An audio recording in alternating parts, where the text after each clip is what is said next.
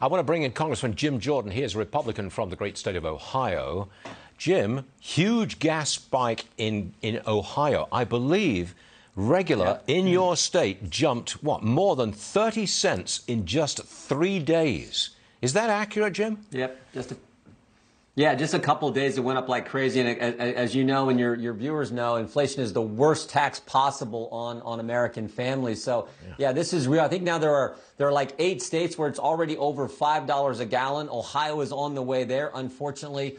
And we shouldn't be surprised. I heard when Janet Yellen said she was surprised about how the inflation. I mean, come on. You spend like crazy. You pay people not to work and you drive up the cost of energy. And somehow you're surprised we got inflation. I don't think she's that stupid. So part of me says this is intentional. And we've started to kind of hear that from Joe Biden. Well, this is a transition period we got to go through. No, it isn't. If we would do the right kind of energy policies like we had under President Trump, we wouldn't have this ridiculous high price for a gallon of gasoline. Okay, I've got to move on because I've got the very important subject of guns. I really want to talk to you about that. President Biden's calling for tighter restrictions on gun purchases.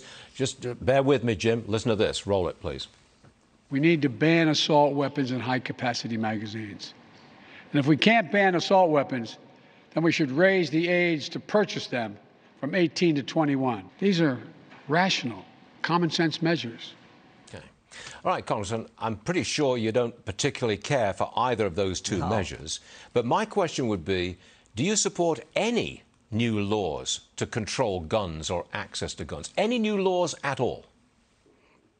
I don't support anything that's going to restrict law-abiding American citizens' right to Second Amendment liberties.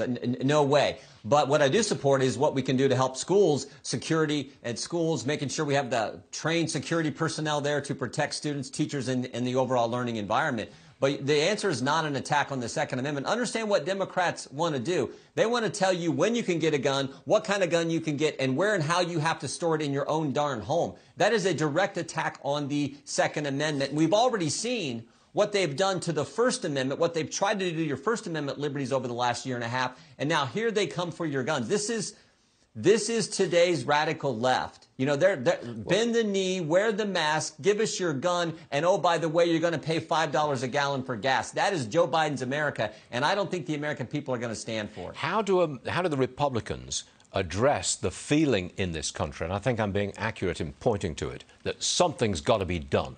We can't have these mass shootings on and on and on. How do the Republicans respond to that feeling? You address the problem. You don't introduce a bill that wouldn't have addressed the tragedy that took place in Texas or in Tulsa or in Buffalo. You actually address the situation in Uvalde. You make sure that schools around the country are secure, that the locks work, the security, the schools actually hardened like it's supposed to be, and that you have trained personnel there to protect them. You focus on that. That is the right approach, not taking away law-abiding citizens' Second Amendment rights, Second Amendment liberties. Jim, thanks very much for being on the show today. I'm sorry it's so short, but man, have I got some stuff to report. Jim Jordan, everyone. Good man. Thank you very much, Jim.